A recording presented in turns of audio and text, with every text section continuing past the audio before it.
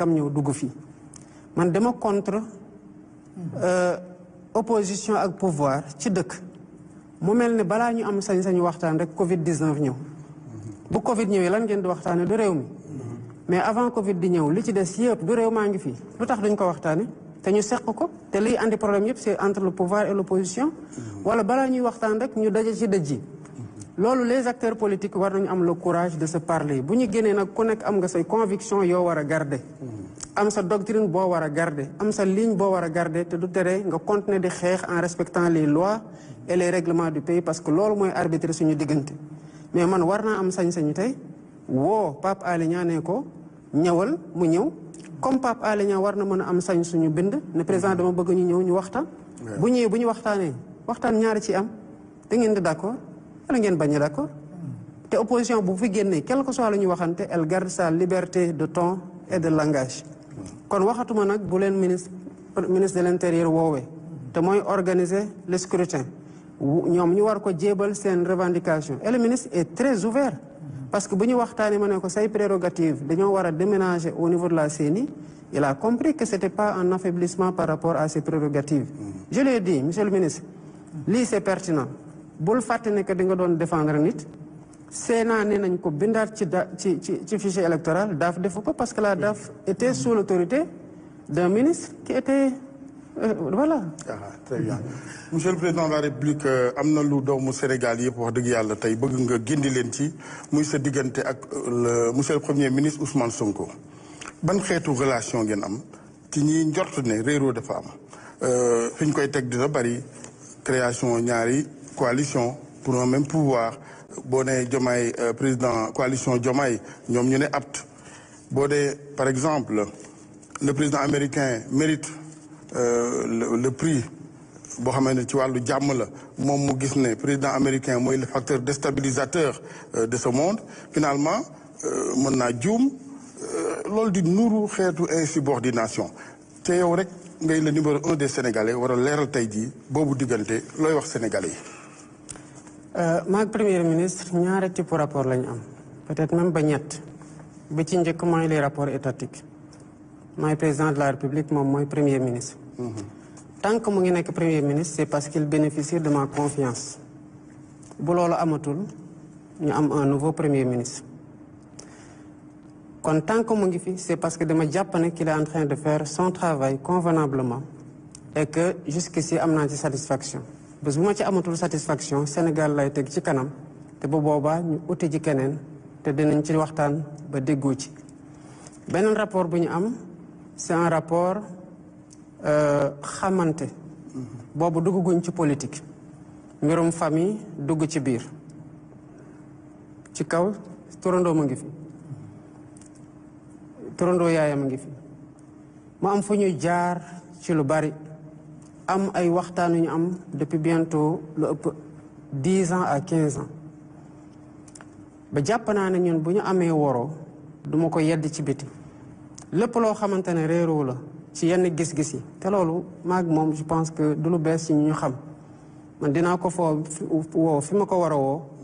yedd ko fa ni ma ko war a yeddee te du doon ci biti kon divergence yooyu bu amee ñu ngi koy gérer ci nuñ ko war a gérer loolu nag ci relation bu nekk la am te lu ñu war a mën a concevoir la tamit que ay nit di waroo gis-gis mais am intelligence su gérer ces divergences là sous ce rapport là tamit amul problème li ci des c'est une relation politique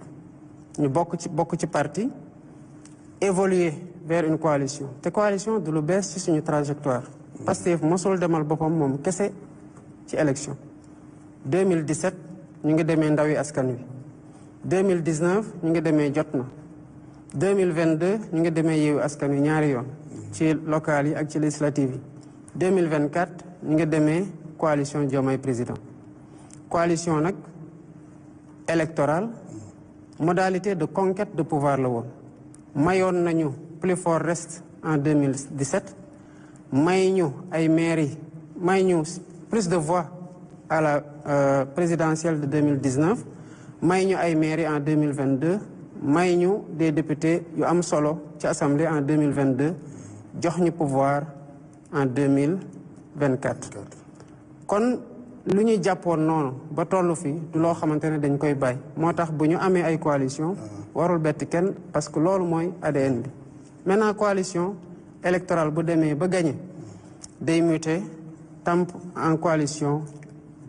de gouvernance moo tax boo xoolee ci biir conseil des ministres da ngay gis ñi bokk Pastef gis ñi bokk ci coalition Diomaye président ak ci beneen kuréel bu mu fa mënta nekk am na ñoo xamante ne sax bu leen fàtte ne ku mel ni ministre des infrastructures Déthié Fall dafa demaloon boppam élection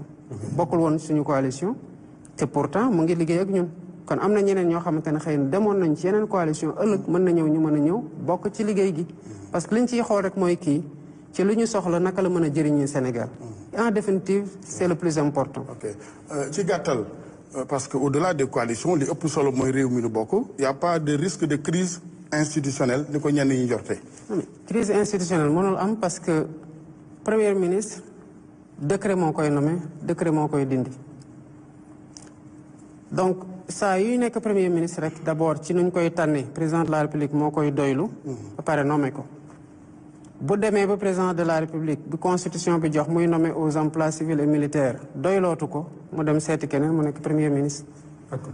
alors lu ëpp at ci ginnaaw monsieur le président jàkkaarloo woon nga ak taskatu xibaar yi doon leen wax ne moom premier ministre boobu sax El Hadj Assane di tudd xeex nga 10 ans pour def ko président de la république jotoo ci yegg moom en 10 jours mu def la président de la république est-ce que da nga nekk ba léegi ci logique gu te yaa waxoon ne bàyyeegoo est-ce que da nga nekk ci ba léegi ci logique gu militant wu Pastef nga et que da ngay continuer di xeex pour que loolu nga ko bëggaloon mu jaraloon la xeex pendant 10 ans defoo ko nga def ko ci yeneen échéance wala ci yeneen année yu jëm. D'abord il faut comprendre que xëy na waxee noonu day réduire mbir mi toujours ci entre man ak moom Pastef c'est une organisation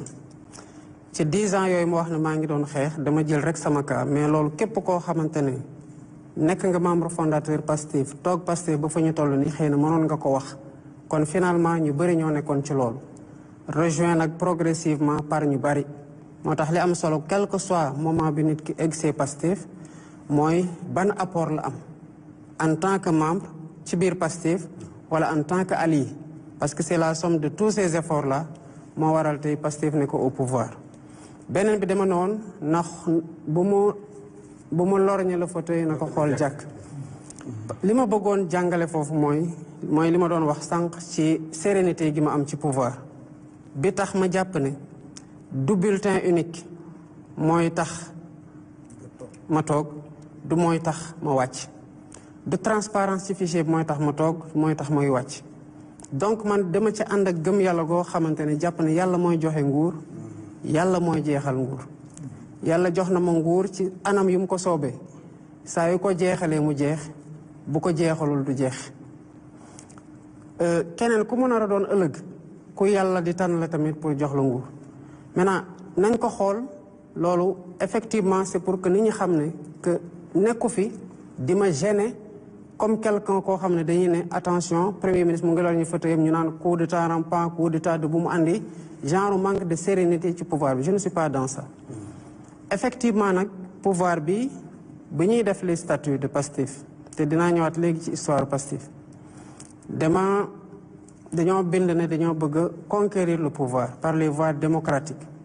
conquérir nañu le pouvoir dañ ko bëgg a conserver moo tax ñu wax ne fii ak 50 ans Pastef moo war a toog 50 ans yooyu man du ma fi toog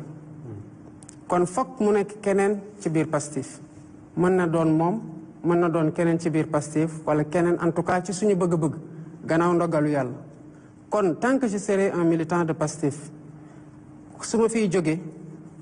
ki nga xamante ne moom la parti bi tànn kooku lay jàppale te bu dee moom lay jàppale bu fekkee ne en tout cas ñu ngi ci perspective wu man jeexal na damay dem mënatuma dem parti bu war a tànn kenn beneen bi mooy sama histoire ci biir Pastef Moustapha ce parti